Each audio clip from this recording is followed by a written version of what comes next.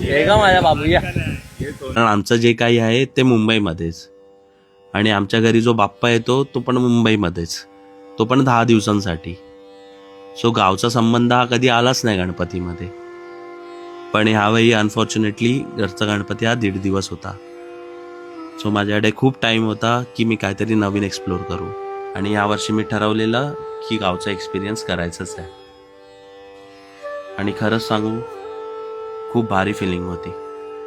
ती साधी माणसं, पारंपरिक वादन, सुरेल अशी आरती आणि एकोप्याने आणि प्रेमाने राहणारी माणसं, हे एकत्र जुळून आलं तेव्हाचा अनुभव हा माझ्यासाठी लाईफ टाईम एक्सपिरियन्स होता. अगदी साध्या पद्धतीने पण शिस्तबद्ध विसर्जन मी तरी पहिल्यांदाच पाहिलं.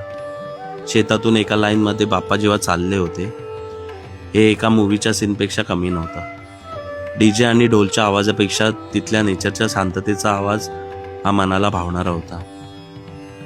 मन भरून येत होतं बाप्पाला जाताना बघताना, पण पुढच्या वर्षी नक्की ये हे सगळ्यांच्या ओठी होतं, आणि चेहऱ्यावर एक स्माईल होती.